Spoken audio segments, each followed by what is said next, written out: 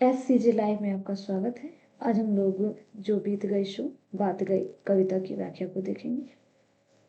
यह कविता हरिवंश राय बच्चन जी द्वारा रचित है, लेकिन व्याख्या देखने से पहले यह जानने का प्रयास करेंगे कि यह कविता क्यों लिखा गया था, आखिर इसके पीछे घटना क्या घटित हुई थी कि लेखक इस कविता को लिखते हैं। तो घटना कुछ इस प्रकार से थी कि लेखक की पत्नी का देहांत हो जाता है, और जब उनका देहांत होता है तो लेखक बहुत ही ज़्यादा प्रभावित हो जाते हैं, अंतर्मन से टूट जाते हैं। और हरिवंश राय जी इस भांति अपनी जीवन को व्यतीत करना शुरू कर देते हैं, जैसे लगता है उनका जीवन जो है वो विरामावस्था में जा रहा है, संसार में उनके लिए कुछ बचा ही नहीं है। और लगभग 1 वर्ष की अवधि तक वे कोई भी लेखन कार्य नहीं करते हैं। लेकिन समय है, वो तो गुजर ही जाएगा। और जैसे जैसे समय गुजरता है तो हरिवंश राय जी अपने आप में अनुभव करते हैं, आभास होता है उन्हें कि इस तरह से जीवन को व्यतीत कर देना कोई फायदेमंद जैसा नहीं प्रतीत हो रहा है।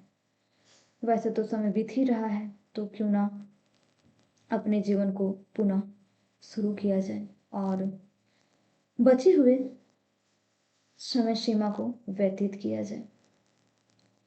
और वहीं से वे सारी चीज़ों को भूलने के लिए इस कविता की लेखनी शुरू कर देते हैं। जिस तरह से घटना लेखक के साथ घटित हुआ, हम लोगों के भी जीवन में कई बार ऐसी घटनाएं घटित होती है जिसमें लगता है कि संसार में अब मेरे लिए कुछ रहा ही नहीं, सर्वस्व हमारा लूट गया और हम जीने तक की उम्मीदें को खो बैठते हैं और लगता है कि अब क्यों जीवित है, किस लिए है। बहुत सारे प्रश्न आ जाते हैं जीवन में, बहुत सारे उलझने आ जाती हैं जीवन में। तो इस तरह का उलझन समस्या को भली भांति जान सके, समझ सके समाज में हर एक व्यक्ति जो जीवन व्यतीत कर रहे हैं, उनके साथ भी इस तरह की घटनाएं घट सकती है, तो वह भी अपने मन को लेखक की भांति समझा सकते हैं और बीते हुए समय सीमा को व्यतीत कर सकते हैं।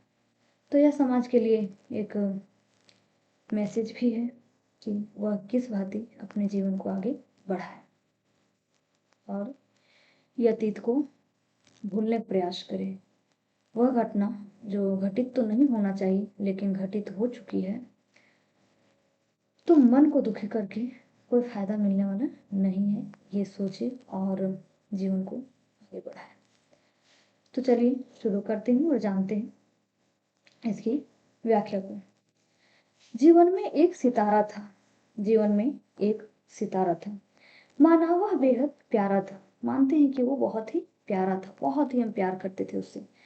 वह डूब गया तो डूब गया, लेकिन वह सितारा जो है वो डूब गया तो डूब गया। अंबर के आनंद को देखो, देखो अंबर के खुशी को, अंबर के आनंद को देखो, कितने इसके तारे टूटे। इसका जो है तारा वो कितना टूट गया है, अनगिनत तारे जो है वो टूट चुके हैं, जिसे अंबर बहुत ज्यादा प्यार करते थे और लगता था कि ये ना टूटे, ये मेरे लिए बहुत ही प्यारा है, लेकिन तब भी वो टूट जाता है। और अंबर भी हर एक गतिविधि करता है, वो रुकता नहीं है। तो प्रतीकात्मक शैली और प्रकृति में मानवीय गुणों को दर्शाकर जीवन को आगे बढ़ाने की और संकेत किया गया है। कितने इसके तारे टूटे, कितने इसके तारे टूटे, कितने इसके प्यारे छूटे। कितने इसके तारे टूट जाते हैं और कितने इसके प्यारे जो है वो छूट जाते हैं। जो टूट गए फिर कहाँ मिले, जो टूट जाता है वो कहाँ मिलता है, फिर तो वो अंबर में पहुंचता तो है नहीं। पर बोलो टूटे तारों पर बोलो बताओ कि टूटे तारों पर कब अंबर शोक मनाता है, कब अंबर शोक मनाता है, कब दुखी हो रहा है वो तो अपना हर एक एक्टिविटी कर रहा है ना। जो बीत गई सो बात गई, जो बीत जाती है वो बात चली जाती है, उसे हम अपने जीवन में दोहरा कर कुछ भी हासिल नहीं कर पाएंगे। और आगे हम लोग देखते हैं, जीवन में वह था एक कुसुम, कुसुम मतलब फूल, जीवन में वह था एक कुसुम, एक फूल था, थे उस पर नित्य निछावर थे, उस पर नित्य निछावर थे। कुछ भी चीजों को लुटाने के लिए आप बिना संकोच से या कुछ भी लुटाने के लिए, निछावर करने के लिए आप तत्पर रहते थे।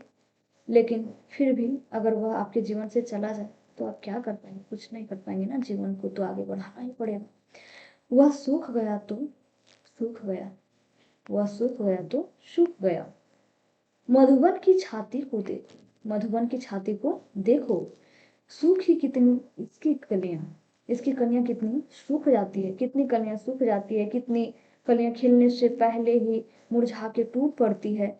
मुरझाई कितनी वलरियां, कितनी लताएं जो पानी की कमी से, धूप अधिक पड़ने के कारण मुरझा जाती है।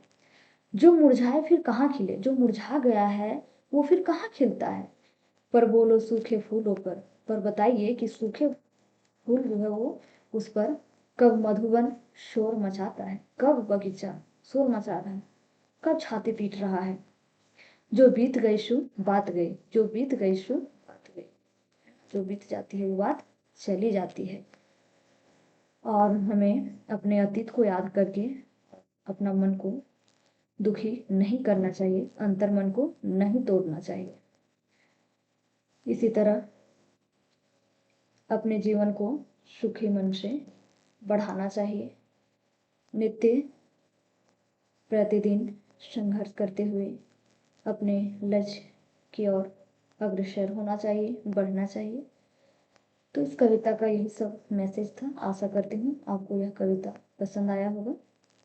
मिलते हैं नेक्स्ट वीडियो में, तब तक के लिए धन्यवाद।